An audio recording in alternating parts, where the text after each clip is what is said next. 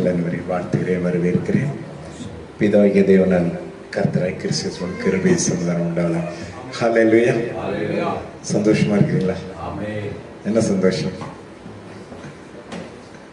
அதாவது சந்தோஷத்துக்கும் மகிழ்ச்சிக்கும் வித்தியாசம் தெரியுமா? எல்லாம் ஒன்று தானே அப்படின்றீங்களா? சந்தோஷம் வெளியேந்து வரும், மகிழ்ச்சி உள்ளந்து வரும், சந்தோஷம் வெளியேந்து வரும். சொல்லுங்க. மகிழ்ச்சி எப்போ வருது அப்படின்னா, இயேசுவை ஏற்றுக்கொள்ளும் போது நமக்குள்ள மகிழ்ச்சி வந்துருது.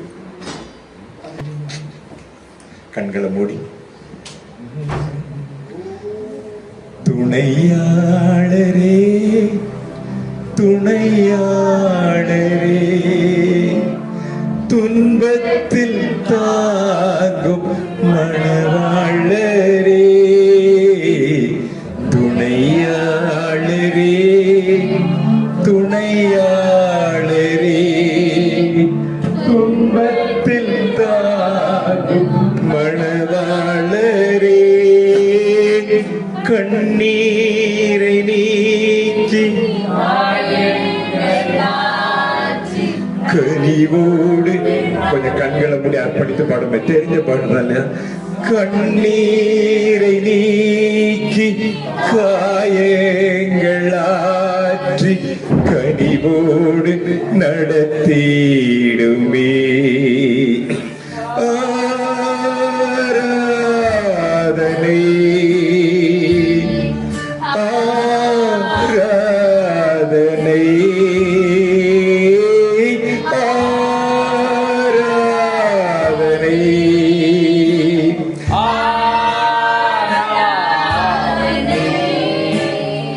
அல்லேலூயா அல்லேலூயா, ஆராதனை உமக்கே, அல்லேலூயா அல்லேலூயா, ஆராதனை உமக்கே.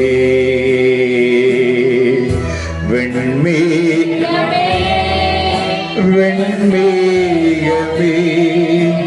வெளிச்சம் தாரும் இந்நேரமே, வெண்மேகமே வெண்மேகமே வெளிச்சம் தாரும் இந்நேரமே, அபிஷேகம் ஊற்றி மறுரூபமாக்கி ஆற்றலை தந்திடுவார், அபிஷேகம் ஊற்றி ஆற்றலை தந்திடுவார்.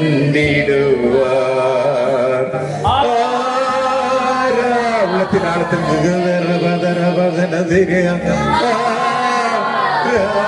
ஆராதனை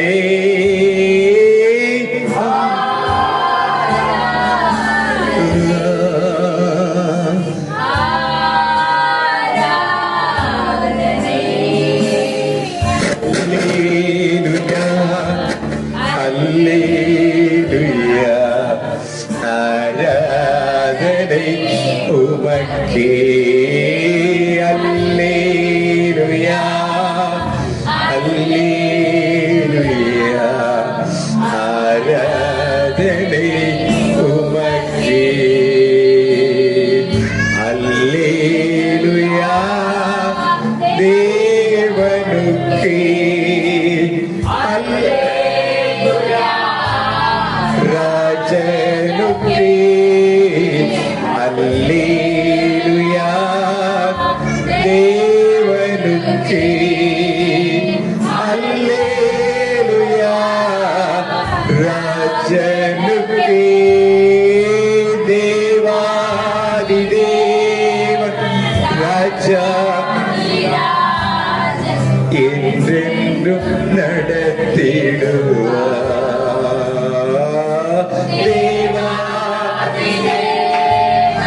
ராஜாதி ராஜன்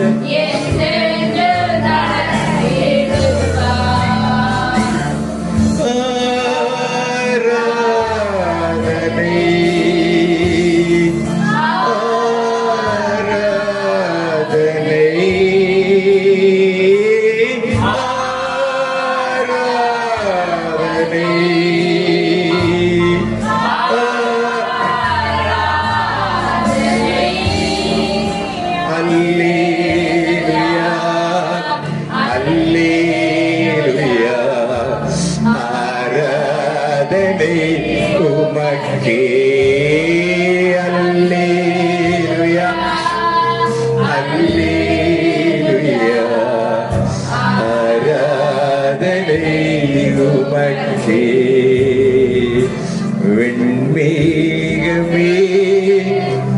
வெண்மேகமே வெளிச்சம் தாரும் என் நேரமே. வெண்மேகமே வெளிச்சம் தாரும் என் நேரமே. அபிஷேகம் மறுரூபமா ஆற்றலை தந்திடுவார். அபிஷேகம் மறுரூபமாக்கி ஆற்றலை தந்திடுவார்.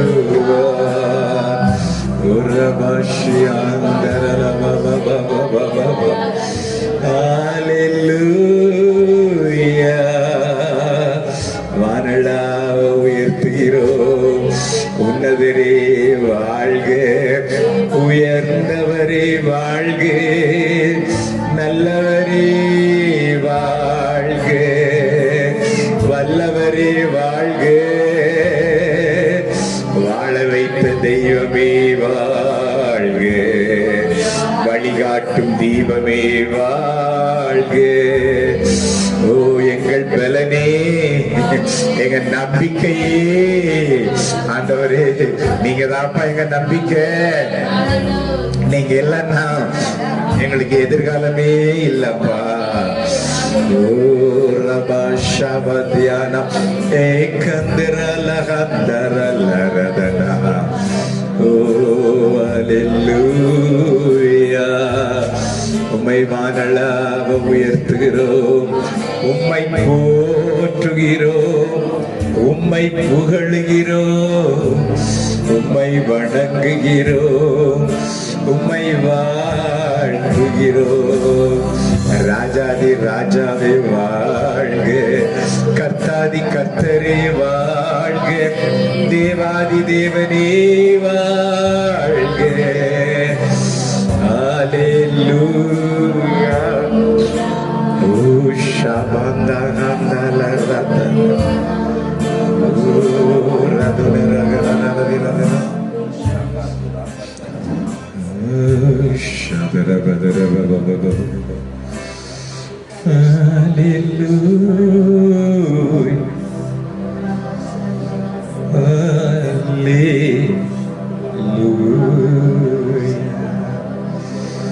தேவ பிரசன்னத்துல நாம இருக்கிறோம்.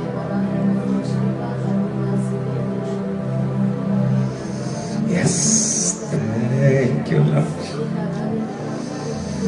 ஆளுகை செய்கிறீங்கப்பா. எங்க ஆவி ஆத்மசாரம் முழுசும் நீங்க ஆளுகை செய்த ஸ்தோத்திரம். நல்லா விட்டு கொடுங்க. We are available to you, Holy Ghost, to have their own way. We bless you, Master. Oh, Ashana Mandaraba. Oh, உம்மை வாழ்த்துகிறோம், உம்மை வரவேற்கிறோம், உம்மை நமஸ்கரிக்கிறோம். நீ போதுமானவர் சொல்ற ஆண்டவரே. எல்லாரும் சொல்லமா, நீங்க போதும்பா. ஓ இயேசுவே நீங்க போதும். உங்க கிருபை போதும், உங்க காருண்யம் போதும், உங்க அன்பு போதும்.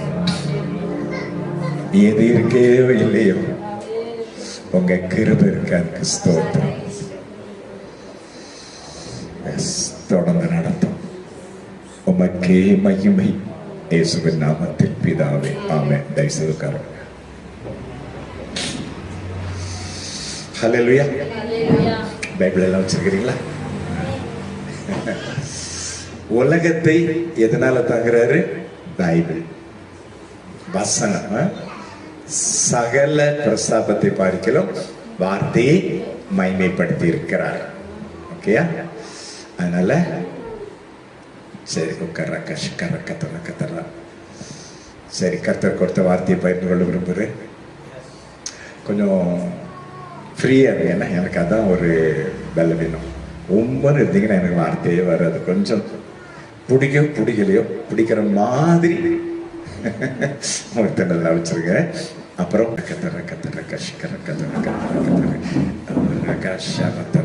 சரி, சங்கீதங்களின் புத்தகம் 34:5. யாராவாசிங்க சங்கீதம் 34:5. அவர்கள் அவரை நோக்கி பார்த்து பிரகாசம் அடைந்தார்கள், அவர்கள் முகங்கள் வெட்கப்படவில்லை. ஒரு அல்லேலூயா சொல்லுமா? அதாவது பார்ப்பது என்பது வேறு, நோக்கி பார்ப்பது என்பது வேறு. நீங்க என்ன பாக்குறீங்க, நான் உங்களை பார்க்கிறோம். 1 மணி நேரம் முடிச்ச உடனே யார் என்னன்னு தெரியுது இல்லை. இங்க நம்ம ரொம்ப கம்மி. ஒவ்வொரு வாரமும் ஊழியர்கள் போறோம், 100க்கு மேல ஜனங்கள் வர்றாங்க. அவங்களும் நம்மளும் மறந்துடுவாங்க, நாமளும் மறந்துடுவோம். ஃபேஸ் ஞாபகம் வச்சிருக்கோம். நோக்கி பார்ப்பது அப்படின்னா ஸ்கேன் பண்ற மாதிரி பார்க்குற ஒரு டிரான்ஸ்லேஷன்ல ஸ்கேன் இருக்குது. இன்னும் புரியுற மாதிரி சொல்றேன். ஒரு கவனிங்க, ஒரு திருமண வீட்டுக்கு போயிருக்கிறோம். ஒரு 500 அல்லது 1000 பேர் வந்திருப்பாங்க. அந்த நிகழ்ச்சிகள் பெரிய LED ஸ்கிரீன்ல இந்த மாதிரி அதுல வந்து எடுத்து இதுல டெலிகாஸ்ட் பண்ணிக்கிட்டு இருப்பாங்க. ஒரு 2 அல்லது 3 வீடியோ கேமரா கேப்சர் பண்ணிக்கிட்டே இருக்கும். அந்த மெயின் கேமரா எங்க போக்கஸ் பண்ணும்? மாப்பிள்ளையும் பொண்ணும். 1000 பேர் இருந்தாலும் 998 பேர் அந்த கேமரா பார்க்காது, மாப்பிள்ளையை தான் பொண்ணை தான் பார்க்கும். அது இப்ப நிறைய ஃபெசிலிட்டிஸ் வந்திருக்கு இல்லையா, முதற்கொண்டு வந்துடுச்சு. மற்றவங்களெல்லாம் அப்படியே வந்து மங்கலாகிட்டு இவங்களை மட்டும் பளிச்சுன்னு வைக்கும். அப்ப நோக்கி பார்ப்பதுன்னா என்னது? 1000 பேர் இருந்தாலும் 998 பேரை விட்டுட்டு அந்த மெயினா யார் ஹீரோ ஹீரோயின் அவங்கள மாத்திரம் போக்கஸ் பண்றதா நோக்கி பார்ப்பது. ஒரு அல்லேலூயா சொல்லுங்க. அப்போ யாரை நோக்கி பார்க்க வேண்டும்? அவர்கள் எவர்கள், அது அப்புறம் பார்ப்போம், நம்மளா இருக்கலாம். அவரை, அவரை தான் இது. ஓகே, அப்புறம் சொல்லுங்களேன், எதையாவது சொல்லுங்களேன். கர்த்தரே, தேவனை. ஓகேயா, சரி. இந்த அவர்னா யாருன்னு பார்ப்போம். இயேசுவை எடுத்துக்கிட்டோமே. ஏன்னா இப்போ நம்ம பார்க்குற காரியங்கள் இயேசுவை எடுத்துக்குவோம். கர்த்தர் இப்போ அது உள்ள போன, அதாவது ஏலோகியம் பழைய ஏற்பாட்டுல ஆதியிலே தேவன்கிறது பிதா குமாரன் பரிசுத்தாவி 3 உள்ளது. கர்த்தர்ங்கிறது பிதாவை குறிக்கிறது, யாக்வே. அதுக்கப்புறம் ஆண்டவருங்கிறது இயேசு குறிக்கிறது. இப்ப அந்த உள்ள போக வேண்டாம் நம்ம அந்த காரியம். இப்ப நம்ம இயேசுன்னு எடுத்துக்கோங்க. அப்போ ஆயிரக்கணக்கான பேர் இருக்கிற ஒரு முக்கிய ஃபங்க்ஷன்ல அந்த மெயின் கேமராமேன் மணமகன் மணமகள் அவங்கள மாத்திரம் ஃபோக்கஸ் பண்ணி இதுல காட்டுற மாதிரி, ஸ்கேலிடி ஸ்கிரீன் காட்டுற மாதிரி 1000 பேரை சந்திக்கிறோம். எல்லாத்தையும் விட்டுட்டு யாரை மட்டும் ஃபோக்கஸ் பண்ணணும்? இயேசுவை மாத்திரம் ஃபோக்கஸ் பண்ணணும். அப்போ சிலர் இதை வந்து என்ன பண்ணிக்கிறாங்க? இயேசு தானே பண்ணணும், இயேசுவை பார்க்கணும்ல, அப்ப நாங்க எங்க பாக்குறோம்னு சொல்லி போட்டோ எடுத்து வைக்கிறாங்க, சிலை எடுத்து வைக்கிறாங்க. நேற்று கூட ஒரு இடத்துல பார்த்தேன், கேலண்டர்ல இயேசு படம் இருக்கு. அது வந்து இயேசுவா என்னன்னு எனக்கு தெரியாது, அதுக்குள்ள போவானா. அப்போ ஆனா அந்த சிலையோ போட்டோவோ வேதத்துக்கு புறம்பானது. அதை மட்டும் தெளிவாக. நான் ஒரு காலத்துல போட்டோலாம் வச்சிருந்தேன் என்னுடைய பிக் ஸ்டில். அப்புறம் கண்ணு திறந்த உடனே எல்லாத்தையும் உடைச்சு போட்டேன். ஏசு, சோ கால்டு ஜீசஸ் உடனே நானே என் கையினால உடைச்சு போட்டேன். துறை போட்டு வேணாம், இதுல கூட கேலண்டர் கூட போடாதீங்க நான் தான் சொல்லுவேன் நான் கிறிஸ்டினுக்கு. ஓகே, அது கேத்தலிக் டிரான்ஸ்லேஷன்ல தெளிவாகவே இருக்கு. நமக்கு சிலையும் ஓவியமோ தெளிவா டிரான்ஸ்லேஷன் நம்மளோட பெட்டரா இருக்கு. சரி, விட்டுருவாங்க. அப்போ இயேசுவை பார்க்கணும்னு சொல்றீங்க, பிரகாசம் அடையணும்னா. இயேசு போட்டோ இல்லைன்னா நாங்க எதை பார்க்கறது? அப்படி இதை வச்சுட்டு இன்னொரு வசனத்தை எடுங்க. யோவான் 1:1. ஆதியிலே, அதாவது இத கொஞ்சம் சொல்றீங்க. ஆதியிலே, ஜெனசிஸ் ஆதியாகமத்துல என்ன சொல்லுது? இதை அப்படி வச்சிருங்க. ஆதியிலே தேவன் வானத்தை, in the beginning God created heaven and earth. அந்த மூல பாஷையில ஏலோகிம், பேரா பர்ஷியன் ஏலோகிம் வரும். அந்த ஏலோகிம்ங்கிற இடத்துல பிதா குமாரன் பரிசுத்தாவி. அந்த ஏலோகிம்ங்கிறது சிங்குலர்ல புளூரல் வேர்ட். எபிரேய இதுல டவுட் இருந்தா நான் முடிச்சப்பறம் சொல்லுங்க, நான் என்னோட மொபைல்ல இருக்கு, நான் அதை காட்டுறேன். சரி, போகட்டும். அப்போ ஆதியில் உலகத்தை படைக்கும் போது யார் இருந்தா? பிதா, குமாரன், பரிசுத்தாவி இருந்தாங்க. பழைய ஏற்பாட்டுல தேவனுடைய தூதனானவர் வந்தார் இருக்கும். அது இயேசுவை குறிக்கும். இயேசுங்கிற பெயர் இல்ல. ஏஞ்சல் ஆஃப் காட்னா கேப்ரியல், மெசஞ்சர் ஆஃப் காட். அவன் வந்தான் இருக்கும். தூதனானவர் வந்தான். இப்ப இந்த நியாயாதிபதியில 13ஆம் சாப்டர்ல இப்ப பார்க்க வேணாம். அது சொல்றாரு, என் நாமம் அதிசயம். அது இயேசுவை குறிக்கும். பழைய ஏற்பாட்டுல 2000 வருஷம் பின்புதான் அவருக்கு இயேசு என்கிற பெயர் குறிக்கப்பட்டது. ஓகேயா?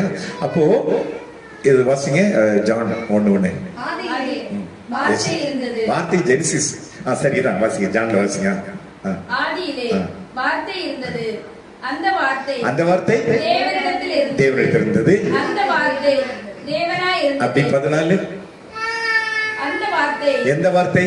ஆதியிலே உலகத்தை படைக்கும் பொழுது இருந்த அந்த வார்த்தையானவர் மாம்சமாகி கிருபையினாலும் சத்தியத்தினாலும் நிறைந்தவராய் நமக்குள்ளே வாசம் பண்ணார். அப்போ இயேசு யாரு? வார்த்தை. வார்த்தை யாரு? இயேசு. அப்போ இந்த இயேசுவை நாம் எங்கே காணலாம்? பைபிள்ல காணலாம். அதனாலதான் பைபிளோட வாங்க. பைபிள்ல மொபைல வைக்காதீங்க, பைபிள்ல கர்ச்சிப்ப வைக்காதீங்க. நமக்கு மொபைல் வைக்கிறதுக்கு ஒரு மொபைல் ஸ்டாண்ட், அது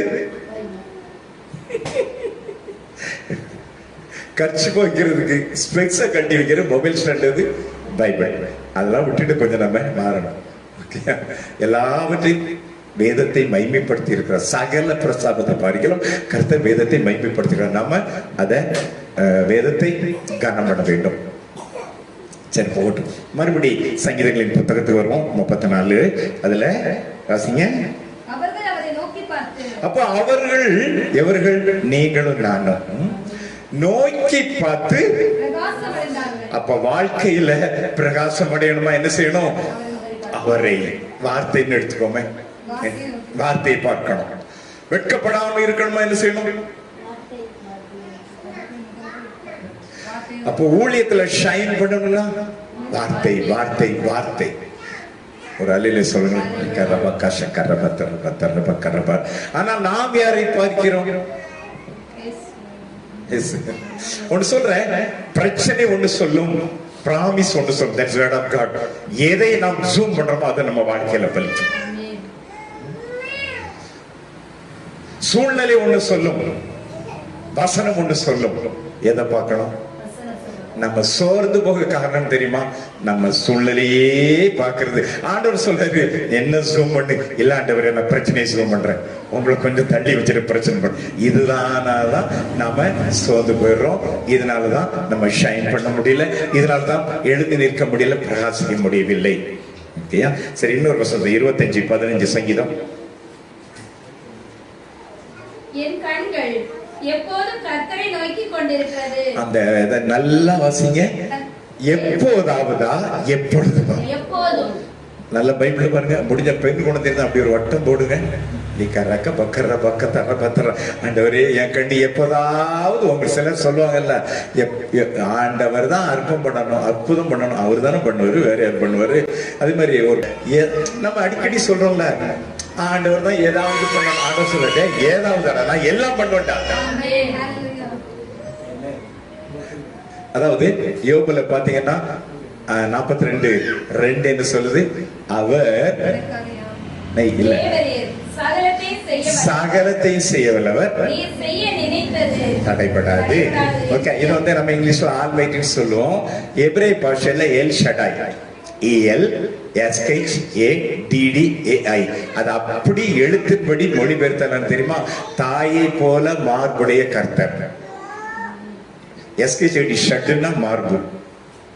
ஹீப்ரு பாஷையில் ஷட் மார்பு, ஷடாய் மார்புடையவர். ஏல்ல தேவன், அதாவது ஏலோஹிம்னா பிதா குமாரன் பரிசுத்தாவி. EL அது பிதாவை குறிக்கிறது. சரி, உள்ள ரொம்ப போக வேண்டாம். அப்போ ஏல் ஷடாய் என்னது? தாயை போல மார்புடைய கர்த்தர். சரி, இந்த குழந்தைகளுக்கு ஆகாரத்தை எங்கிறது போது? தாய்கிட்ட இருந்து. மெடிசின் எங்கிறது போது? இந்த சின்ன வயசுல நான் பார்த்துருக்கேன். அப்பா இப்ப என்னமே தெரியல, எனக்கு அது பற்றி தெரியல. அந்த குழந்தைக்கு ஏதாவது வியாதினா தாய்க்கு மருந்து கொடுப்பாங்க, அப்படித்தானே? இன்னும் அப்படித்தானே? தாய் இருக்குல்ல, அப்ப அந்த குழந்தைக்கு தேவையான ஆகாரம் எங்கிறது வருது, தாய் கிட்ட இருந்து. மெடிசின் எங்கிறது வருது, எல்லாமே தாய் கிட்ட இருந்தா வருது. அதனாலதான் அந்த வார்த்தை சொல்லி இருக்குது, எல் ஷடாய், நான் உனக்கு போதுமானவர் கர்த்தர். அவர் ஏதாவது பண்ணுவாரா, எல்லாம் பண்ணுவாரா? எல்லாம் சொல்லுங்களேன், என் தேவன். கையை வட்டம் போடுங்க பெருசா, எனக்காக யா, நல்ல இழுங்க. ஆமென். If you believe, you will see the glory of God. விசுவாசித்தவளே பாக்கியவதி. கர்த்தர் சொல்லப்படுது நிறைவேறும். ஏதாவது செய்வார்னா ஏதாவது பண்றேன்னாரு, எல்லாமே பண்ணுவார்னா எல்லாம் பண்ற. அது யார்கிட்ட இருக்கு? உங்ககிட்ட சாகிய குடிச்சிட்டாரு. உனக்கு ஏதாவது வேணுமா, இல்லை எல்லாமே வேணுமா?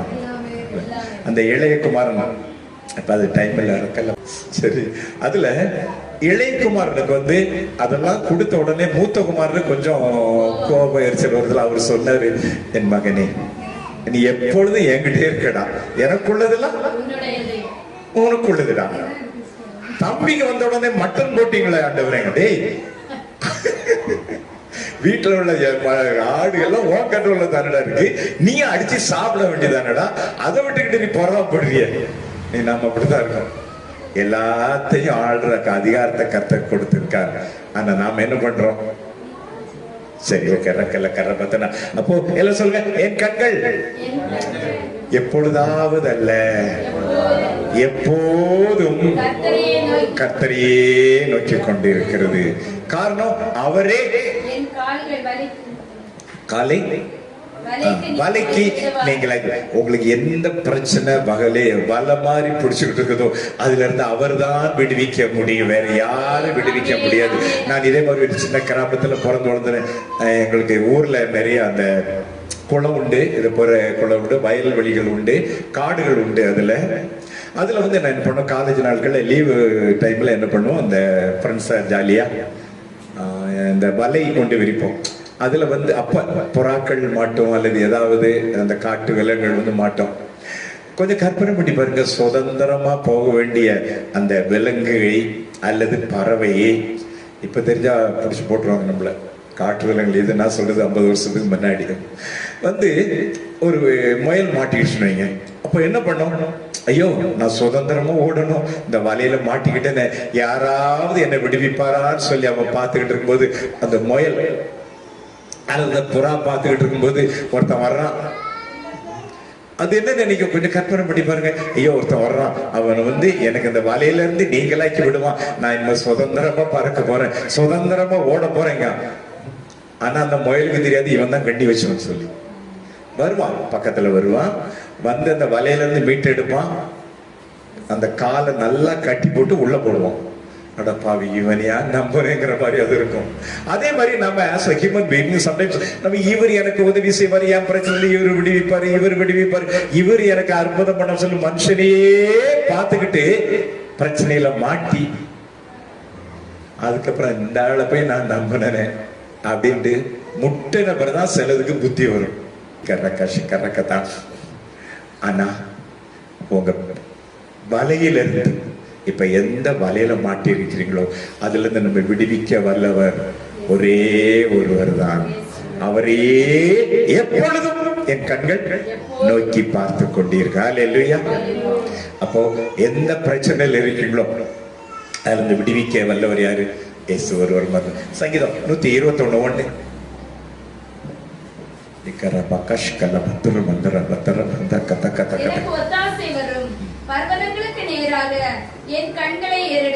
கேத்தலிக்ல சகாயமா, ஆர்சிவி டிரான்ஸ்லேஷன் சகாயம் நினைக்கிறேன்ல, ஒத்தாசை, ஹெல்ப், சகாயம். ஓகே, அப்போ நாம எங்க இந்த ஏறெடுக்கணும் கண்ணு, அப்படி எங்க ஜூம் பண்ணணும்?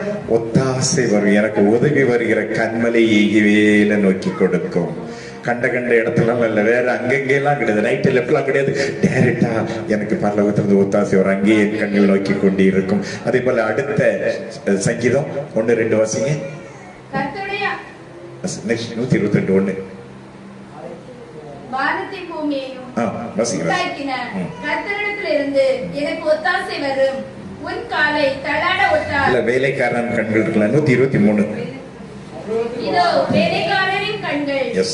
தங்கள் எஜமான்களின் கையை நோக்கி இருக்குமா நம்ம போலும். ஊழியக்காரர்லாம் கர்த்தருக்கு வேலைக்காரர்கள் தான். கர்த்தருக்கு பண்ணிருச்சு. அப்போ எங்க பார்க்கணும்?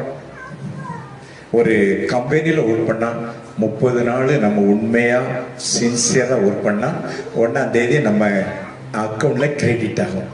அதே மாதிரி ஆண்டவருக்கு நான் உண்மையா ஊழியம் செய்தா, நான் 99 முதல் ஊழியம் செய்யறேன். இன்னைக்கு வரைக்கும் யார்கிட்டையும் நான் பணம்னு இன்னைக்கு வரைக்கும் கேட்டதில்லை. எனக்கு இவ்வளவு வேணும்னு கேட்டதில்ல. சாட மாடையா கூட எனக்கு இவ்வளவு தேவை இருக்கு நான் சொன்னதே இல்லை. ஏன்னா நான் மனுஷன் நம்பி வரல, கர்த்தரை நம்பி வந்திருக்கிறேன். தேவ சம்சனை என்னோட ஒவ்வொரு தேவைக்கும் நான் அவரை தான் பார்த்திருக்கேன். தவிர அவருக்கு ஹெல்ப் பண்ணுவார், இவருக்கு ஹெல்ப் பண்ணுவார், இவர்கிட்ட கேட்கலாம், அவர்கிட்ட கேட்கலாம், அந்த பழக்கமே கிடையாது. என் கூட பிறந்தவங்க எல்லாம் வெல் செல், எல்லாருமே நல்லா இருக்கிறாங்க. சொந்த வீடு, சொந்த காரு எல்லாமே வச்சிருக்காங்க. யார்கிட்ட நான் உதவி கேட்டதே இல்லை. ஏன்னா நான் மனுஷன் நம்பி வரல, அவரை நம்பி வந்தேன். அவரை நோக்கி பார்த்ததுனால பிரகாசம் அடைவேன். ஹல்லேலூயா. சரி, இந்த சங்கீதத்தை எழுதினது யாரு?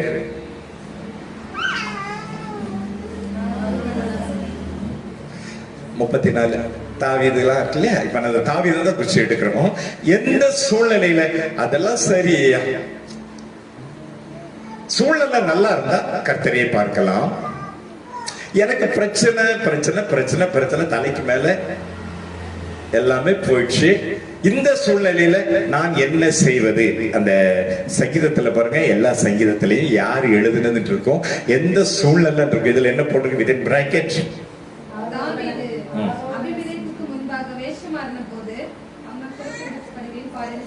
நல்ல ஒரு சூழ்நிலையில இல்ல, எதிரான சூழ்நிலை, துரத்தி விடப்படும் போது, நம்பிக்கையற்ற நிலையில, எதிர்காலமற்ற நிலையில இந்த சொல்ற. அப்போ இப்படி மோசமான சூழ்நிலை இருக்கா, இந்த நிலையில நம்ம என்ன பண்ணணும்? அவரை அவரை அவரையே நோக்கி பார்ப்போம். இந்த சங்கீதத்தை எழுதின தாவீது வாழ்க்கையில நடந்த ஒரு காரியத்தை கொஞ்சம் வேகமா பார்த்து முடிப்போம். தயவுசெய்து கோஆபரேட் பண்ணுங்க. லிமரியா 1 சாமுவேல் 17 எடுத்து வச்சுக்கிடுங்க.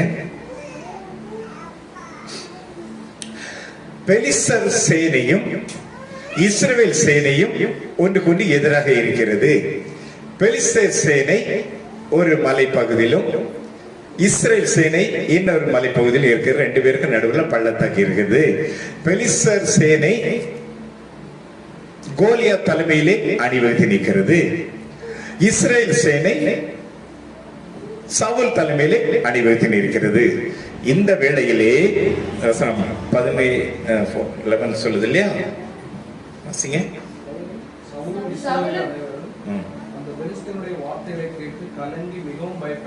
பெலிஸ்தருடைய வார்த்தைகளை கேட்டு கலங்கி மிகவும் பயப்பட்டாங்க. ஏன்னா அவ்வளவு ஒரு மோசமான சூழ்நிலையில இருக்குது.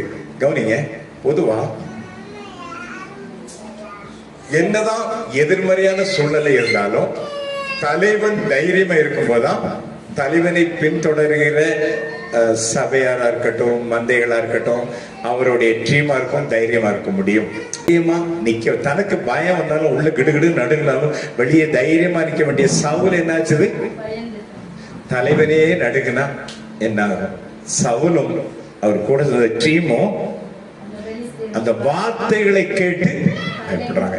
அதுக்கு பின்னாடி நம்ம பார்த்தோம்னா 24ல வார்த்தைகளை கேட்டே கலக்குறாங்க.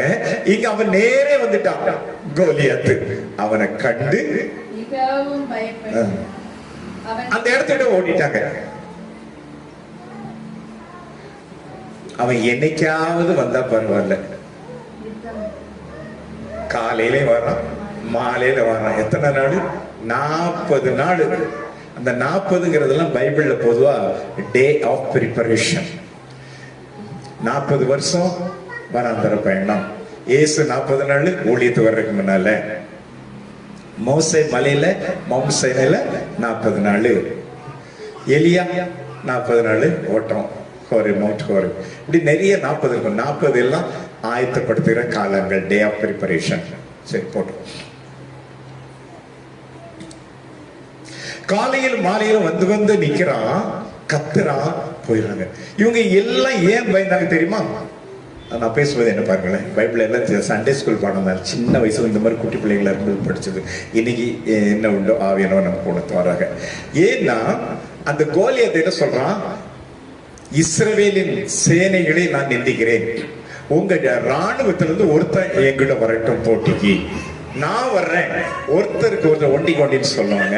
2 பேரும் போட்டி போட்டு பார்ப்போம், நீங்க ஜெயிச்சா நாங்க உங்களுக்கு அடிமை,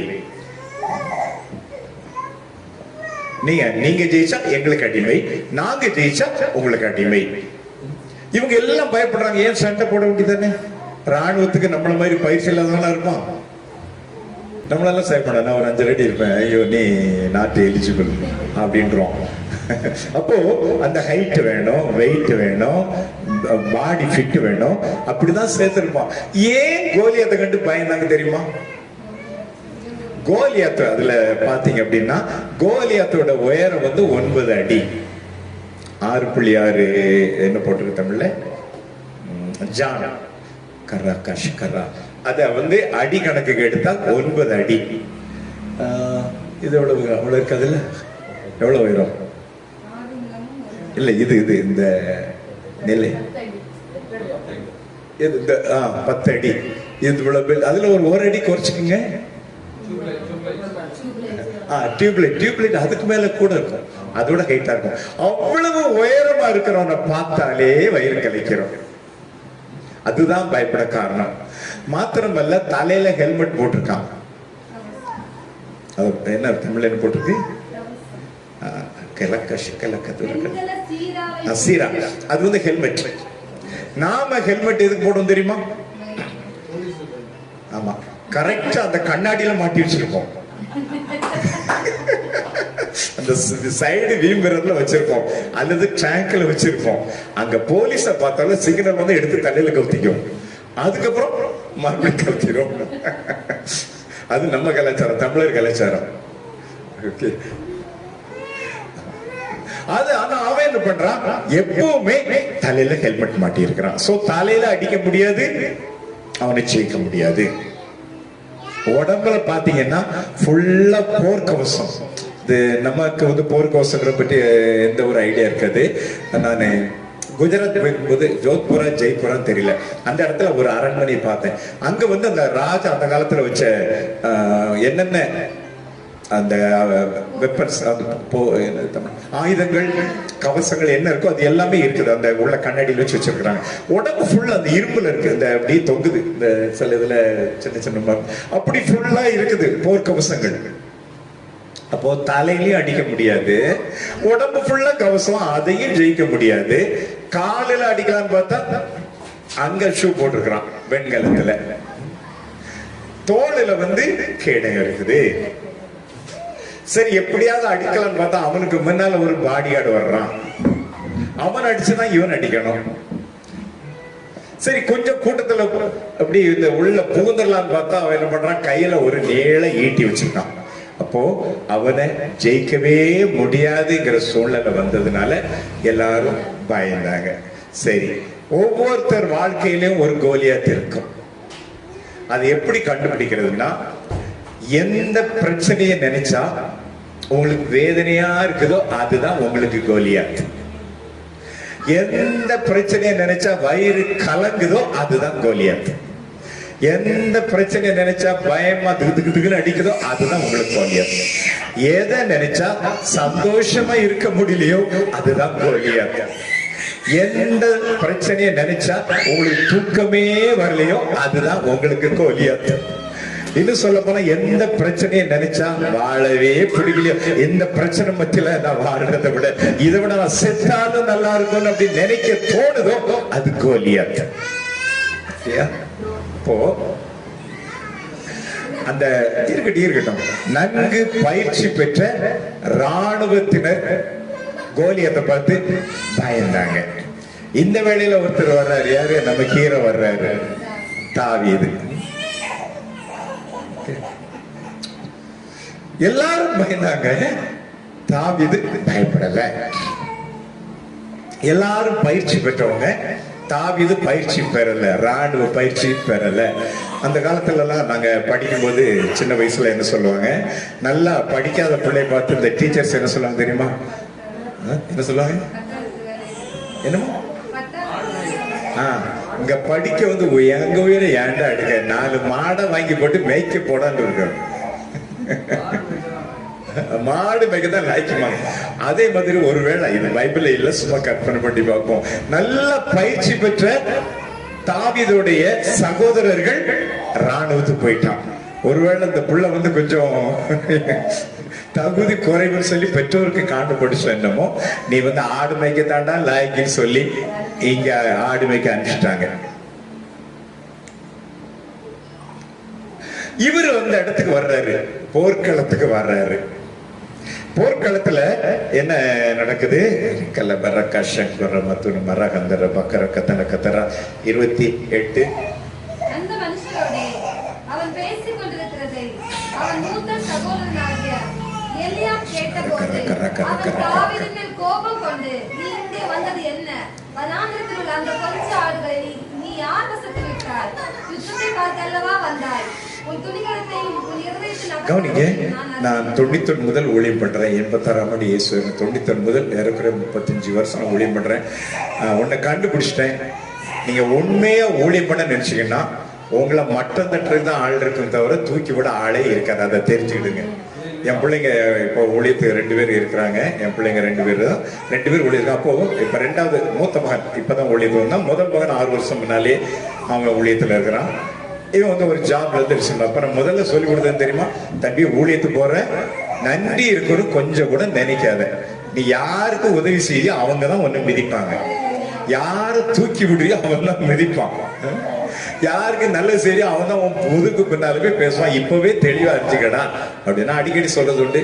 நான் தட்டி கொடுத்து வளர்ந்தவன் அல்ல, வெட்டி விடப்பட்டு வளர்ந்தவன்.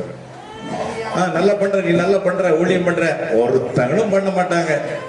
ஆனா செடிகள் பாருங்க, வெட்டி வெட்டி விட்டு வளரல. அந்த மாதிரி என்ன வந்து நீ அது சரியில்லை இது சரியில்லை, 91 முதல் இப்படி பண்ணாத அப்படி பண்ண இப்படி செய்ய சொல்றதுக்கு சில ஆவிக்குரிய தகப்பனை கர்த்தர் வைத்திருந்த அவங்கள நான் இன்னைக்கும் நான் மதிக்கிறேன். ஆனா நீ இப்படி செய்யாதன்னு சொல்றதுக்கு நிறைய பேர் இருந்தான். அதனால நீங்க எல்லாமே ஊழியம் பண்ற ஒண்ணு மட்டும் தெரிஞ்சுடுங்க, உங்களை என்கரேஜ் பண்ணுவாங்க அப்படின்னு நினைச்சா நீங்க நிலைச்சு நிக்க முடியாது. உங்களை டிஸ்கரேஜ் பண்றதுக்கு தான். நீ அதை பண்ணாத, இதை பண்ணாத, இது சரியில்லை, இப்படி பண்ணாத, அப்படி பண்ணாத சொல்றதுக்கு நிறைய பேர் இருப்பாங்க. ஆனா இந்த சூழ்நிலையிலும் சில தகப்பன்களை கர்த்தர் வைத்திருக்கிறார். உண்மையான தகப்பன். அந்த தகப்பனை தகப்பன்மார் ஆவி உள்ள ஃபாதர்ஸ் ஹார்ட், தகப்பன் இருதயம் உள்ளவங்களுக்காக நான் தேவனை ஸ்தோத்திரிக்கிறேன். ஒரு சிலர் 2 அல்லது 3 பேர் நிறைய என்கிட்ட காரியங்களை, இந்த வளர்ந்த ஊழியர்களை என்ன நேசிக்கிறவங்க சில காரியங்களை சொன்னாங்க. மற்றபடி எதுவுமே சொல்லல. சரி, இவங்க தாவீதோட சகோதரர்கள் தாவீதை பார்த்து என்ன கேட்கிறாங்க? நீ வேடிக்கை பார்க்க வந்தான்றான். ஆனா உண்மையில வேடிக்கை பார்த்தது யாரு, போரிட்டது யாரு?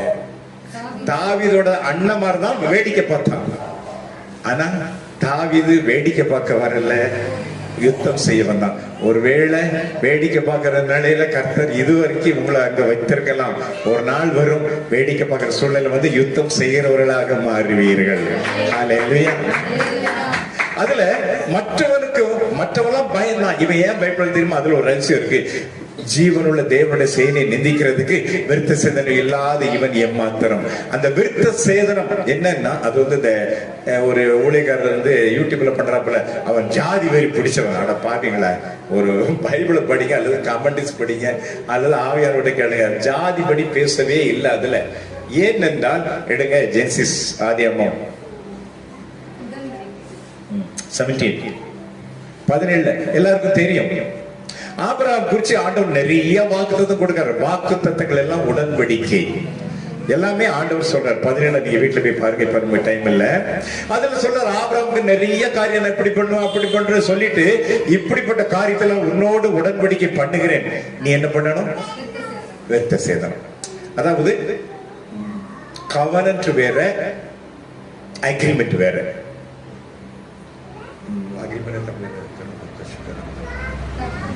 இல்ல, கவனன்ட் தான் உடன்படிக்கை, அக்ரிமெண்ட்னா ஒப்பந்தம். ஒரு லேண்ட் வாங்குறீங்க, ஒரு 10 லட்சம் ரூபாய் இருக்குது, 1 லட்சம் ரூபாய் கொடுத்துட்டு மீதி ஒரு 3 மாசம் அல்ல ஒரு டைம் பீரியட் போட்டுட்டு மீதி நாங்க கட்டுறோம், கட்டிட்டு இது என்ன பேர் மாத்திக்கிறோம். இது வந்து ஒப்பந்தம். ஆனா உடன்படிக்கைங்கிறது ரொம்ப பவர்ஃபுல்லானது. அது வந்து தப்பவே முடியாது. பெரிய சப்ஜெக்ட் அது. ஆண்டவர் வந்து உடன்படிக்கை செய்தார். உடன்படிக்கை மீறவே கூடாது, கண்டிப்பா நிறைவேற்றணும். திருமணம் கூட ஒரு உடன்படிக்கை தான். மைக்கியாவில் என்ன போட்டிருக்கு? உன் உடன்படிக்கையின் தோழி. நம்ம ஊர்ல வந்து பாருங்க திருமண அழைப்புதல் சொல்லுவாங்க. சென்னையில பெண்டிகாஸ் இருக்குல்ல, பரிசுத்த மெய் விவாகம் போட சொல்றாங்க. நீங்க நார்வேல் சொல்லுவீங்க மேரேஜுக்கு என்ன திருமண அழைப்புதல் தான் போடுவாங்களா? சரி, திருமணம் சென்னையில வந்து பெண்டிகாஸ் பரிசுத்த மெய் விவாக அழைப்புதல்பாங்க. குஜராத்ல ஒரு ஊழியக்காரருக்கு எனக்கு இன்விடேஷன் அனுப்பியிருந்தாங்க. மேரேஜ் கவர்னன் இன்விடேஷன், திருமண உடன்படிக்கை அழைப்பிதழ். அதுதான் உடன்படிக்கை. சரி, அப்போ ஆபிரகாமுக்கு நிறைய வாக்குத்தத்தம் கொடுத்தாரு. கொடுத்துட்டு என்ன பண்ணாரு? ஆபிரகாமே, நீ இந்த உடன்படிக்கை என்கிட்ட பண்ணணும், விருத்த சேதனம் பண்ண வேண்டும். நீ மாத்திரம் இல்ல, உன்னோட ஜெனரேஷன் எல்லாம் விருத்த சேதனம் பண்ணணும். அந்த உடன்படிக்கை ஒரு இந்தியாவும் ஒரு 30, 35 அல்ல 40 வருஷம் இந்திரா காந்தி அம்மையார் பீரியட்ல நடந்த, அவங்க சிஎம் இருக்கும்போது, சாரி பிஎம் பிரைம் மினிஸ்டர் இருக்கும்போது நடந்த நிகழ்ச்சி நினைக்கிறேன். இந்தியாவுக்கும் மால்டீவ் வந்து குட்டி நாடு, அதுக்கெல்லாம் அவ்வளவு பெரிய ராணுவம் கிடையாது. மாலத்தீவும் இந்தியாவும் ஒரு உடன்படிக்கை பண்ணி இருக்குது. என்னன்னா, மாலத்தீவை ஏதாவது வெளிநாடு தாக்க வந்தால் இந்தியா போய் அந்த நாட்டுக்கு பாதுகாப்பு கொடுக்க வேண்டும். தாக்க வர்றவங்க சண்டை போட்டு இவங்களும் பாதுகாக்க வேண்டும். அதே மாதிரி ஒரு 40 வருஷம் இருக்கலாம், 40 வருஷம் இருக்கலாம். ஏதோ ஒரு நாடு வந்து மாலத்தீவை தாக்கியது. உடனே என்ன பண்ணுச்சு? இந்தியா மிலிட்டரி போய் அங்க போயிருந்து அவங்கள துரத்தி விட்டு மாலத்தீவுக்கு ஒரு விடுதலை வாங்கி கொடுத்துச்சு, வெற்றியை கொடுத்து. ஏன் தெரியுமா? மாலத்தீவும் இந்தியாவும் உடன்படிக்கை. அப்ப இந்த இடத்துல பாருங்க, விருத்த சேதனம் இல்லாத இவன் எம்மாத்திரம். அப்போ ஆபிரகாமோடு உடன்படிக்கை பண்ணினீர். அந்த உடன்படிக்கைக்கு அவருடைய சந்ததியா இன்னைக்கு வரைக்கும் யூதர்கள் ஆகிய நாங்கள் விருத்த சேதனம் பண்ணுகிறோம். அப்போ எங்களுக்கு ஒண்ணுன்னா யார் வரணும்? ஆண்டவர். இதத்தான் அவன் நினைச்சான். விருத்த சேதனம் இல்லாத இவன் ஏமாத்திரம் அப்படின்னா நாங்க யாரு? உடன்படிக்கையின் சந்ததி. இவன் உடன்படிக்கை பண்ணாதவன் பெலிசு. அப்போ எங்களுக்கு ஒண்ணுன்னா நீர் இருத்த. அதனாலதான் கோலியத்தை கண்டு பயப்படல. ஒரு அலையில சொல்லுங்களேன். இப்ப நீங்களும் நானும் உடன்படிக்கையின் சந்ததியா இல்லையா? 1 பேதுரு 3:21 வாசிங்க. தேவ பிள்ளைகள் ஆண்டவரோடு உடன்படிக்கை பண்ணி இருக்கிறோம். என்ன உடன்படிக்கை?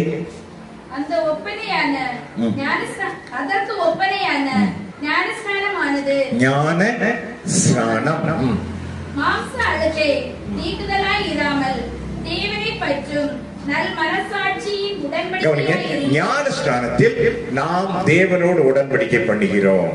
ஒரு அல்லில சொல்லுங்க. ஆபிரகாம் அந்த காலத்தை விருத்த சேர்த்து உடன்படிக்கை பண்ணினார்.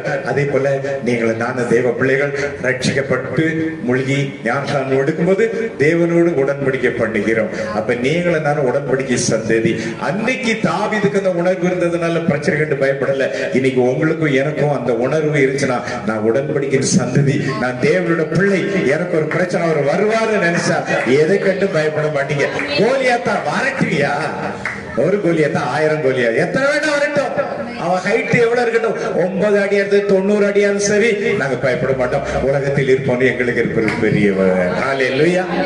நீங்களும் நானும் உடன்படிக்கை சந்ததி. எந்த ஒரு வெளிப்பாடு கிடைச்சுன்னா நம்ம பார்வையே வேற மாதிரி இருக்கும், நம்ம பேச்சு வேற மாதிரி இருக்கும், நம்ம ஊழியம் வேற மாதிரி. குறி நடக்க மாட்டோம். அப்படி நிமிந்து பார்ப்போம். வந்து இப்ப நானும் சொல்றது உண்டு, விழிசினி வைக்கிறேன், யாரை வச்சுப்பாரு, என்ன வேணும், என் முடி வேணுமா, என் கால் பண்ணு வேணுமா, என் பழைய ட்ரெஸ் வேணும், வச்சு பாருடா. உலகத்தில் இப்போது எனக்குள்ள இருக்க ஒரு பெரியவன். ஹல்லேலூயா. சோ இப்பெல்லாம் எந்த போராட்டம் வந்தாலும் வரல, சிரிச்சுக்கிட்டே போயிருக்கு. முன்னாலெல்லாம் பிசாசு சொல்றது ரொம்ப சீரியஸ். ஆண்டவர் தேவன மகிமை சொல்றேன், 100 பிசாசுக்கு மேல நான் துரத்திருப்பேன். எத்தனை எண்ணல. அது மாதிரி பரிசுத்தாக்களை நடத்துறதும் 99 முதல் பிசாசு துரத்துறதுலயும் பரிசுத்தாக்களை நடத்துறதுலயும் எத்தனை இதுவரைக்கும் நான் எண்ணி கவுண்ட் பண்ணதே இல்லை. முன்னாடி கொஞ்சம் சீரியஸா துரத்தோம், இப்ப நான் சிரிச்சுட்டே போறது. நம்ம சிரிப்பை பார்த்து பிசாசு போயிருது. நம்மளும் மதிக்க மாட்டேங்கிறான். அந்த பையன் சீரியஸா கோவப்படும் பார்த்தா சிரிச்சுக்கிட்டு இருக்கிறான். சில இடத்துல கால் மேல காலை போட்டுக்கிட்டு என்னன்ற எதுக்கு இயேசு நாமத்துல போன போய்தான் ஆகணும். விசுவாசிகள் நடக்கும் அடையாளங்களை என் நாமத்திலே துரத்துவார்கள், சர்ப்பங்களையும் தேள்களையும் மதிக்கிறதில்லை, மிதிக்கவும் சத்தோட சகல வீட்டில் கர்த்தர் அதிகாரம் ஒன்றும் சேதப்படுத்த மாட்டாது. ஹல்லேலூயா. 99 துரத்துறேன், என்னுடைய ஜீவன் உள்ளவரை துரத்திக்கிட்டே இருப்பேன். ஹல்லேலூயா. எதுக்கு பயப்படணும்? அவன் யாரு? நான் யார்? உடன்படிக்கையின் பிள்ளை. எனக்கு ஒண்ணு எங்க அப்பா வந்து நிற்பாரு. ஹல்லேலூயா. அதனால இதை குறித்து பயப்பட வேண்டாம். சரி, போகட்டும். 29 1 சாமுவேல் 17:29. அதற்கு தாவீது, நான் இப்பொழுது செய்தது என்ன? நான் வந்ததற்கு முகாந்தரம் இல்லையா? கவனிங்க, போர்க்களத்துல தாவீது வேடிக்கை பார்க்க போனான்னு சொல்லி உலகம் ஃபுல்லா பார்த்துச்சு. ஆனா வேடிக்கை பார்க்க போல, யுத்தம் செய்ய போனான். அங்க போனதுக்கு ஒரு முகாந்திரம் உண்டு. அது மாதிரி அன்பு தெய்வ பிள்ளைகள், இன்னைக்கு நீங்க வந்த கூட ஒரு முகாந்திரம் உண்டு. நான் ஆழமா நம்புறேன். என்ன சொல்றீங்க? நான் அடிக்கடி சொல்றது உண்டு. நம்ம தாயின் கருவறையில் உற்பத்தி ஆனது முதல் கல்லறை வரைக்கும் நம்ம வாழ்க்கையில எல்லாமே கர்த்தர் சித்தம். அவரு நம்ம ஒண்ணுமே நடக்காது. ஹல்லேலூயா. அதனால என்ன நடந்தாலும் கண்டுக்காதீங்க, டென்ஷனே வேண்டாம். Right, God knows everything. எல்லாமே அவருக்கு தெரியும். நாமே இது பண்ணணும், டென்ஷன் ஆகணும். ரிலாக்ஸ், கர்த்தர் பார்த்துக் கொள்வார். என்ன பிரச்சனை வந்தாலும் கர்த்தர் பார்த்துக் கொள்வார். எல்லாரும் சொல்லுங்க, கர்த்தர் பார்த்துக் கொள்வார். ஏதாவது பண்ணுவாரு, எல்லாம் பண்ணுவார். ஆமா, ரைட். என் கர்த்தர் எனக்கு யாவையும் அறுவரை விட மாட்டார், முடிச்சுவார். சரி, போட்டு மீரா பக்தர். அது போல 33 பாக்குறோம். மறுபடி சகோதரர் டிஸ்கரேஜ் பண்றாங்க, நீ சின்ன பிள்ளை, உன்னால யுத்தம் பண்ண முடியாது. அடுத்தாப்புல பாருங்க, வனாந்தரத்திலே என்ன பண்ணாரு? ஆடு மேய்த்து கொண்டிருந்தார். வனாந்தரத்துல மேய்த்து கொண்டிருந்தார் இல்லையா? அப்பொழுது ஒரு கரடி வந்து ஆடுகளை பிடித்தது, ஆடுகளை கொலை செய்ய எண்ணியது. அந்த வேளையிலே ஆடு எப்படி வேணாலும் போட்டும், நிறைய இருக்கு, எங்க அப்பனுக்கு ஆடு நிறைய இருக்குது, நான் ஏன் இதை தப்புவிக்கணும்னு நினைக்கல. தாவீது அந்த இடத்துல அதை ஒரு சேலஞ்சா எடுத்துக்கிட்டு என்ன பண்ணாரு? தொடர்ந்து போய் ஓடி போகல, தொடர்ந்து போய் அடித்து அந்த மந்தை ஆட்டை கரடியின் வாய்க்கு தப்புவித்தார். அப்போ அதே போல இன்னொரு முறை ஒரு சிங்கம் வந்துச்சு, இதே மாதிரி ஒரு ஆடை பிடிச்சிட்டு போச்சு. இதே மாதிரி கொலை செய்ய சாப்பிட எண்ணியது. அந்த நேரத்திலேயே தாவீது உயிரை கொடுத்து போய் அந்த ஆடை மீட்டார். சரி, அந்த கரடியும் சிங்கமும் தனக்கு கிடைக்க வேண்டிய இறை போனதுனால சரி போனா போட்டு விடல. என்ன பண்ணுச்சு? கவனிங்க ஊழியக்காரங்களே, உங்களுக்கு வர்ற போராட்டம் அதுதான். நான் 93 ஊழியம் வந்து சொல்றேன். ஏன் ஊழியக்காரன் இந்த பிரச்சனை அந்த பிரச்சனை அல்ல, சில சொல்லுவாங்க ஊழியக்காரன் பொண்டாட்டி சரியில்லை, புள்ள சரியில்லை, ஏகப்பட்டது சொல்றவங்க சொல்லிக்கிட்டே இருப்பான். அவங்களுக்கு சொல்றதே வேலை. ஆனா உண்மையா ஊழியம் செய்தா, அதாவது தாவீது இந்த ஆடு எப்படி வேணா போய் தொலையட்டும் சொன்னா தாவீதுக்கு பிரச்சனை இல்லை. அந்த ஆடை தப்புவிக்கணும்னு சொல்லி அந்த இடத்துல தன் உயிரை கொடுத்து நிக்கிறான்ல, அந்த கரடியும் சிங்கமும் தாவீது மேல் பாய்ந்தது போல நாம ஒரு ஆத்மாக்காக தரப்பில் நின்று ஒருத்தருக்கு விடுதலை கொடுக்கும் பொழுது அந்த ஆத்மா விடுதலை ஆயிரும், அந்த குடும்ப விடுதலை ஆயிரும். அந்த பிசாசு எங்க பாயும்? ஊழியக்காரன் குடும்பத்துல பாயும். அவ்வளவுதான். இதை மட்டும் தெரிஞ்சுக்கிடுங்க. நான் கணவன் மனைவி ஊழியக்காரங்க சமாதானமா நல்லா அது மேட் ஃபார் ஈச் அதர் மாதிரி ஒருத்தர் புரிஞ்சுக்கிட்டு நல்லா போயிட்டு இருப்பாங்க. ஒரு வீட்டுல அவங்க உங்க சபையில ஒருத்தர் கணவன் மனைவி சண்டை போடுவாங்க, நீங்க போய் ஜெபம் பண்ணுவீங்க, அவங்க விடுதலையை ஒற்றுமையாகிடுவாங்க. அந்த பிசினஸ் எங்க தீரும் தெரியுமா? வீட்டுக்கு வந்தோடனே நமக்கு எங்க வரும்? யுத்தம் நடக்கும். உண்மை. ஒரு முறை நான் சென்னையில ஒரு 15-17 வருஷம் இருக்கும், ஒரு பல ஆண்டு பெல்லிசீனியம் பாதிக்கப்பட்ட ஒரு குடும்பம். அநேக பெல்லிசீனியம் பண்ணப்பட்டிருந்தது. நிறைய டாக்டர்ஸ் பண்ணிட்டாங்க. வசதிகள் குடும்பம். டாக்டர் பார்த்தாங்க, கைவிட்ட கேஸ், இவங்க சாகணும், அவங்க பிறந்த அன்னைக்கு பிறந்த டேட்ல சாகணும்னு சொல்லி முடிவு பண்ணி நாங்க போய் நானும் என்னுடைய நண்பர் ஒருத்தர் அவங்களுக்காக நாங்க நிக்கிறோம். 2 நாள் இருந்து ஜெபம் பண்ணோம். அதுக்கப்புறம் அவங்களுக்கு ஜெபிச்சு முடிச்சுட்டு நான் எங்க பகுதிக்கு வந்துட்டேன். அவங்க வந்து அந்த பெல்லிசீனிய பாதிப்புல சில காரியங்களை செய்வாங்க. இப்ப நான் அதை சொல்ல விரும்பல. நான் வந்து வீட்டுல வந்து 1 மணி இருக்கும். நான் ஒரு சர்ச்சில் தங்கியிருந்தேன். 1 மணிக்கு நான் படுக்க போனேன். எனக்கு ஏர்லி மார்னிங் ஜெபிக்கலாம், அதில் தூங்கலாம், டயர்டா இருக்கு படுக்கலாம், அப்படி தூங்கணும்னு சொல்லும்போது ஆவியானவர் எனக்கு ஜெபிக்கும்படி உணர்த்தினார். நான் ஜோம் பண்ணிட்டு இருக்கிறேன், ஒரு 2:30 மணி வரைக்கும் விடிய கால வரைக்கும் ஜோம் பண்ணிட்டு இருக்கிறேன். 2:30 மணி இருக்கும் எங்க வீட்டுல இருந்து போன் வருது, அங்க என்ன பண்ணிட்டு இருக்கீங்க? ஏன்னா அவங்க என்ன சேட்டை பண்ணாங்களோ என் புள்ள அங்க பண்றான், 600 கிலோமீட்டர் தாண்டி ஊர்ல பண்றான். என்ன ஆச்சு இவன் இப்படி பண்றான், அந்த பிசாசை துரத்துறீங்களா? ஆமா பண்ணுது பார்த்தீங்களா, 600 கிலோமீட்டர் தாண்டி அடுத்த 1 மணி நேரத்துல நிக்குது, நம்மளோட ரொம்ப பிளைட்டோட ஃபாஸ்ட். அதே மாதிரி ஒரு ஊழியக்காரருக்கு எங்க பகுதி நேரமா ஊழியம் பண்றாரு. அவருக்கு ஒரு சத்துரு போராட்டம். நான் என்னோட நண்பரும் இரவு ஒரு 10 மணி இருக்கும், அது ஜோம் பண்ணிட்டு இருக்கிறோம். வீட்டுல இருந்து போன் வருது, அங்க என்ன பண்ணிட்டு இருக்கீங்க, ஏதோ டெலிவரன்ஸ் நடத்துறீங்களா? என்னன்னா வீட்டுல அந்த குடத்துல என்னது மூடி, அது குடம், வீட்டுல இருந்த குடம் தானாக கீழே சரியுது. அந்த மாதிரிலாம் நிறைய நடக்கும். அது முதல் போகும்போதுதான் ஐயோ இப்ப பார்த்தாச்சு, ரைட் நீ என்ன பண்ணுவ, அங்கதானே போவ, இது நீ என்னடா பண்ண போற. அதனால தெரிஞ்சுடுங்க, ஒரு இடத்துல ஊழியக்கார குடும்பத்துல கணவன் மனைவி போராட்டமா, நம்ம எங்க போனோம் அங்கேயா, ரைட் அந்த ஆவி இங்க வந்து தெரிஞ்சுடுங்க. அதே மாதிரி புள்ள அப்படி போராட்டம் பண்ணுதா, ஏதாவது ஒரு ஒரு பிலீவர்ஸ் ஃபேமிலிக்கு ஜோம் பண்ணீங்க, அதோட பாதிப்பு இருக்கும். ஆனா இப்படி நான் போராட்டத்திலே இருக்கணுமா அப்படின்னா அதுல பாருங்க, அடுத்த 35 வாசிங்களேன். நான் அதை தொடர்ந்து போய் அதை அடித்து அதை அதன் வாய்க்கு தப்புவித்தேன். அதுதான் செய்யணும். சிலர் போராட்டம் சொல்லிட்டு எனக்கு ஊழியமே வேண்டாம்பாங்க. சிலர் நான் டெலிவரன்ஸே நடத்துறேன், டெலிவரன்ஸ் நடத்துறா எனக்கு சண்டை வருது, இனிமே டெலிவரன்ஸ் பண்ண முடியும். இல்ல, நீங்க தொடர்ந்து போகணும். என்ன வந்தாலும் நடக்கட்டியா பாத்துக்கலாம், நீயா நான் உலகத்தில் இருப்போம், எனக்குள்ள ஒரு பெரியவர், அந்த ஒரு பாடம். நீங்க திமிரு பரிசுத்த திமிரோட திருப்பி அடிச்சா பிசாசு. ஒரு முறை நானு ஒரு 15 வருஷத்துக்கு மேல இருக்கும். என்னுடைய 2 பிள்ளைங்கள்ல 2வது மகன் ரொம்ப லோ வெயிட் பேபி, ரொம்ப லீனா தான் இருப்பான். மூத்தவன் கொஞ்சம் நார்மல் இருக்கும், 2வது இல்லைனாக்கா அடிக்கடி பலவீனப்பட்டுருவான். நான் ஒரு பகுதி காலையில ஊழியத்து போனோம். நான் வீட்டுல இருந்து ஒரு 7:30 மணிக்கெல்லாம் கிளம்பணும். நான் கிளம்பிட்டு இருக்கிறேன், திடீர்னு அவருக்கு காய்ச்சல் அடிக்குது. இப்ப நான் என்னுடைய மனைவி ஊர்ல இருக்கிறேன், பக்கத்துல மைத்துனர்கள்லாம் இருக்கிறாங்க.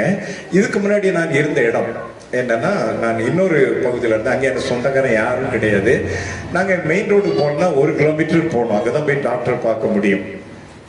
என் மனைவிக்கு ஒண்ணுமே தெரியாது, வெளியே தெரியாது, வெளியே தான் இருக்கு. நான் கூட்டிட்டு போனா பைக்கை ஸ்டார்ட் பண்ண பின்னால் உட்கார தெரியும், எங்கெங்க ஒரு ஆட்டோ பிடிச்சி போறேன், பஸ் போறது ஒண்ணுமே இல்லை தெரியாது. நம்ம கூட்டு போனா தனியா வரும், அப்படிதான். அப்போ நாங்க உதவி இல்லாத ஒரு இடத்துல இருக்கிறோம். என் பிள்ளைக்கு காலையில காய்ச்சல், என்ன பண்றது?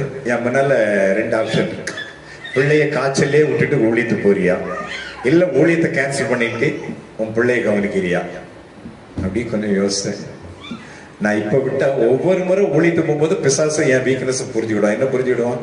ஊழியத்து போகும்போது இவன் பிள்ளை மேல கை வச்சா தான் அட விட்டால் ரத்தம் ஆடும், பிளட் சிகரம்.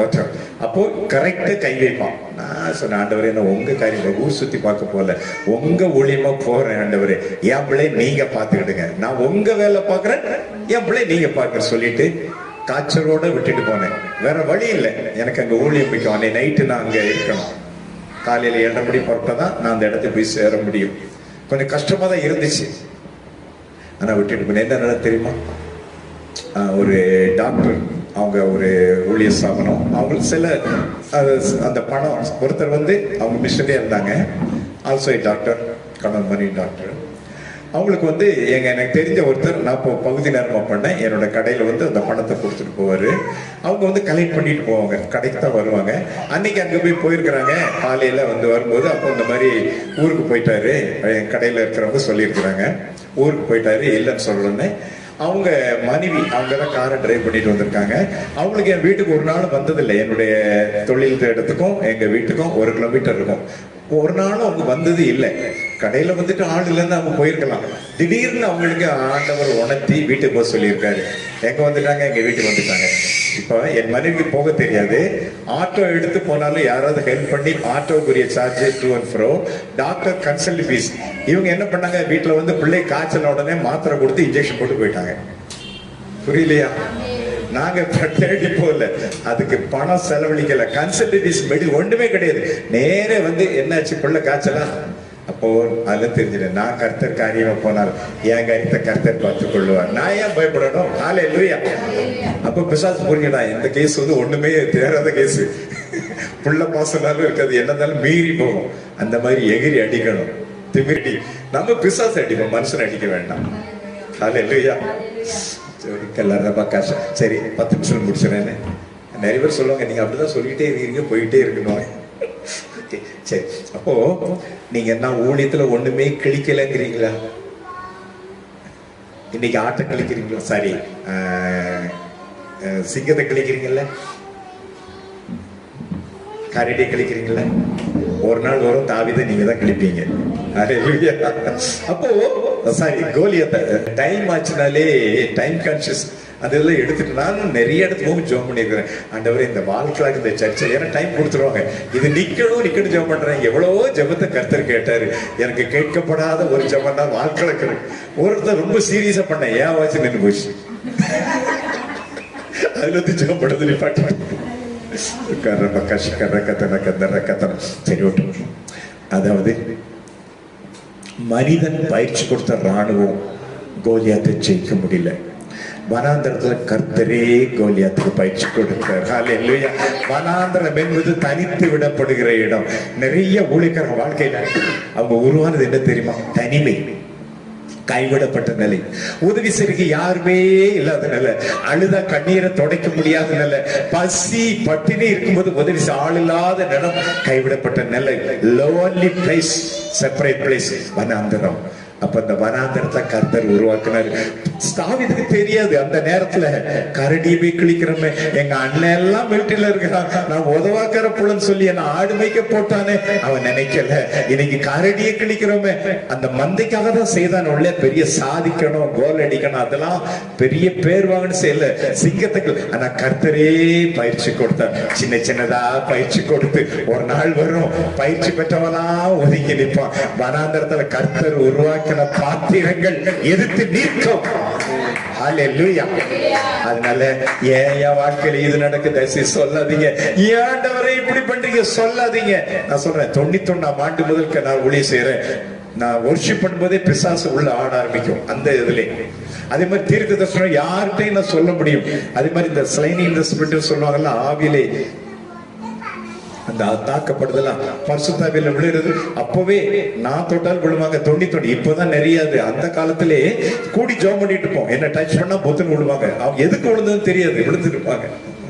நான் தொடல, இப்படி சும்மா தொட்ட மாதிரி இருக்கும், ஊதுனா விழுவாங்க. இன்னும் அன்னைக்கே உண்டு. ஆனாலும் கர்த்தர் என்னை பயன்படுத்த ஒரு வேலை வைத்திருந்தார். ஒரு காலம் வந்துச்சு. சிலர் கேட்பாங்க, இவ்வளவு வரங்கள் இருக்கு, டீச் பண்றீங்க, பைபிளே திறக்காம நீங்க இவ்வளவு போதிக்கிறீங்க, தீர்க்கதரிசனம் சொல்றீங்க, பிசாசு நீங்க வொர்ஷிப் பண்ணும்போது பிசாசு அடுது யாருக்கு கை வச்சாலும் பரிசுத்தாவிகளுக்கு தேவனமை சொன்ன. இந்த வருஷத்துல 100 பேருக்கு பரிசுத்தாவிகளை நடத்திருக்கிறேன். அகமதாபாத் போனேன் மார்ச் மாசம், 60 பேருக்கு அந்நிய பாஷை அடையாளத்தோட. சென்னை பூந்தமல்லியில 17 பேரு. அதே போல பாம்பே பன்வேல் 22 பேரு. இன்னைக்கு ஒரு சகோதரி முடிச்சு ஜோம் பண்ண வந்தாங்க. வந்துட்டு பாஸ்டர் அன்னி பாச பேசணும், பரிசா பேட்டிக்கலாம். ஆமா அன்னி பாச பேசலன்னாங்க. இப்ப பேசுகிற கை வச்சு அன்னி பாச பேச ஆரம்பிச்சிட்டாங்க. ஆனாலும் கர்த்தர் எனக்கு வாசலை திறக்கல, வனாந்தரத்துல வச்சாரு. வரங்கள் வல்லமல்லாதவங்க கூட என்னென்னமோ பண்றான். நமக்கு கர்த்தர் வரத்தை கொடுத்து நீ உட்கார்றா அப்படின்ட்டாரு. உட்கார்ந்த ஏற்ற வேலை வருது, கர்த்தர் பயன்படுத்துகிறார். ஒருவேளை அந்த காலத்திலே என்ன பயன்படுத்தினா பெருமை திமிர் வந்திருக்கும், எனக்கு தெரியாது. வனாந்திரத்தில் உருவாக்கினார், கைவிடப்பட்ட நிலையில உருவாக்கினார். ஆதரவே இல்லை, நான் அப்படி சைலண்டா உட்கார்ந்திருந்தேன். நான் எழும்புகிற ஒரு வேலை கர்த்தர் முன் குறித்த வேலை வந்தது, கர்த்தர் பயன்படுத்துகிறார், தேவனாத்தை மையப்படுத்துகிறார். உங்களையும் கர்த்தர் உயர்த்த ஒரு வேலை வைத்திருக்கிறார். அது வரைக்கும் நீங்க அடைங்க. ஏன் வனாந்திரம் அப்படி சொல்ல, நான் உன்னை உருவாக்குறேன். இன்னைக்கு நீ செய்யற சின்ன சின்ன காரியங்களை நான் உருவாக்கி கொண்டிருக்கிறேன். நீயே அறியாம வாழ்க்கையில நடக்குதில்ல, நீ ஆசைப்பட்டது நடக்கல, ஆசைப்படாத காரியங்கள் நடக்கல. ஒரு காலத்துல நீங்க ஆசைப்படாதெல்லாம் உங்களை தேடி வரும். நீங்க நினைக்கிறதோட உயர்வா இருப்பீங்க. ஹல்லேலூயா. கரபா கரகா ஷிகரபா தனமர 37 வாசம் முடிப்போம், நேரம் ஆயிடுச்சு. இன்னும் தாவீது சிங்கத்தின் கைக்கும் கரடியின் கைக்கும் தப்புவித்த கர்த்தர் இந்த பெலிஸ்தருடைய கைக்கும் தப்புவிப்பார் என்றார். இதுவரைக்கும் கர்த்தர் உங்களை தப்புவித்தாரா? இன்னும் தப்புவிப்பாரா? கொரோனாவில தப்புவிச்சாரா? உயிரோட காத்தாரா? கொரோனாவில சாப்பாடு போட்டாரு இல்ல? நான்லாம் நல்லா சாப்பிட்டது கொரோனாவில தான். ஏன்னா நம்ம பணத்தை பத்தி கவலைப்படல, கரெக்டா ஊழியது போகும், சரியா இருக்கும். கொரோனாவுல ஒரு வருஷம் மேல ஊழியம் இல்லை, ஆனா சாப்பிட்டோம். எங்க இருந்துலாம் காக்கா வரும். நான் அது வரைக்கும் கொரோனா வர்ற வரைக்கும் எனக்கு பேங்க் அக்கௌண்ட்ல என்னன்னா அந்த கேஸுக்காக 200 ரூபா மானியம் தருவோம், அதுக்காக தான் நான் வச்சிருந்தேன். எனக்கு இது ஏடிஎம் கார்டு கிடையாது, நோ டிரான்சாக்ஷன். 1000 ரூபாய் வந்தாலும் 500 ரூபா எடுத்துக்குவோம். ஏன்னா அது குறைச்சா மோடி இருக்கிறதே பிடிக்கிடுவார். அப்படிதான் இருந்தோம். அதுக்கப்புறம் தான் என் பிள்ளை சொன்னாங்க, நீங்க ஏடிஎம் கார்டு வாங்கினா. நான் சொன்னேன், எனக்கு நமக்கு எதுக்கு யாரா பணம் அனுப்ப போறான்னு சொல்லி. ஆனா அந்த கொரோனா டைம்ல எல்லாரும் பட்டினியா இருக்கும்போது ஆண்டவர் ஐடிஎம் எடுக்க சொல்லி சில காக்கா வரப்போது, சில விதவைகளை அனுப்பி, விதவைகள்லாம் பிபிலிக்கலா பேசுறாங்க, அன்னைக்கு போஷித்த தேவன் இன்னைக்கு போஷிக்க வல்லவராய் இருக்கிறார். ஊழியமே இல்லாம இருக்கும்போது கர்த்தர் போஷித்தாரு. இன்னும் என்னை நடத்துகிற தேவன் உங்களை நடத்த வல்லவர். உங்களை அழைத்த தேவன் உண்மை உள்ளவர். அழைப்பு கிருபைகளும் ஒரு நாளும் மாறாது. நற்கிரிகளை செய்யறதும் சோர்ந்துடாதீங்க. ஆண்டவருக்காக செய்துட்டே இருங்க. மனுஷன் உங்களை அப்படித்தான் பண்ணுவான். நீங்க ஆண்டவருக்காக தொடர்ந்து செயல்படுங்கள். உங்களை அழைத்தவர் உண்மையுள்ளவர். உங்கள் வாழ்க்கையில என்ன நடந்தாலும் நன்மைக்கு ஏதுவாகவே நடக்குது. கருவறை முதல் கல்லறை வரை அன்பு தேவ ஊழியர்களே, உங்கள் வாழ்க்கையில நடக்கிறது எல்லாம் நன்மைக்கு, தீமையே கிடையாது. ஏன்னா அவர் நல்லவர், நன்மையானதுதான் செய்வார். உங்களை அழைத்தவர் உண்மையுள்ளவர், அப்படியே செய்வார். ஹல்லேலூயா. எதிர்பார்க்கிற முடிவை நீங்க பொறுமையா இருங்க. ஒரு நாள் வெறுமையாக மாட்டீங்க. நீங்கள் எதிர்பார்க்கிற நல் முடிவை கர்த்தர் சீக்கிரமா உங்களுக்கு கட்டளையிடுவார். என்ன நடந்தாலும் ஏன் ஆண்டவரே கேட்காதீங்க. எஸ் லார்ட் சொல்லிட்டே இருங்க. ஓகே ஆண்டவர், ஓகே ஆண்டவர், சரி ஆண்டவரே, என்ன சொன்னாலும் சரி சரி சரி அப்படி செய்துட்டுங்க. கர்த்தர் உங்களை உயர்த்துகிற வேலை வந்து விட்டது. ஏன்னா அவர் அழைத்த யாரையும் வெறுமனே விடவில்லை. அழைத்தவர்களை நீதிமான்களா வைத்து இருக்கிறார். நீதிமான்களை மைமைப்படுத்தி இருக்கிறார், உயர்த்தி இருக்கிறார். உங்களோடு இருப்பவர் பேர். மனுஷனை நம்பி வரல, கர்த்தரை நம்பிதான் வந்தோம். ஆண்டவர் கைவிடவே மாட்டார். அதனால தொடர்ந்து போய் சிங்கத்து வாழையை கிழிக்கணுமா, கிளிங்க. கரடி வாயை கிழிக்கணுமா, கிளிங்க. கோலியாத் உங்களுக்கு காத்திருக்கிறது. பெரிய இலக்கு வச்சிருக்குது. அதனால சின்ன சின்ன இலக்கு வைக்காதீங்க, இலக்கை பெருசாக்குங்க. உங்களுக்கு கூடாத ஆண்டவர் வார்த்தையை தர்றாரு, உங்களுக்கு கூடாரத்தின் எல்லையை விரிவாக்கு, அதை சுருக்கி கொள்ளாதே. நீங்க வர்ற நாட்களை பெருக போகிறீர்கள். இப்போது இருப்பதை பார்க்கிலும் 1000 மடங்கு கர்த்தர் பெருக செய்வார். கிருபையில பெருக செய்வார், அபிஷேகத்துல பெருக செய்வார், வரங்கள் வல்லமையில பெருக செய்வார், ஆத்துமாக்களை பெருக பண்ணுவார், எல்கையிலே பெருக்கத்தை வருவார், பொருளாதார பெருக்கத்தை கொண்டு வருவார். உங்களை அழைத்தவர் உண்மை உள்ளவர். God bless you.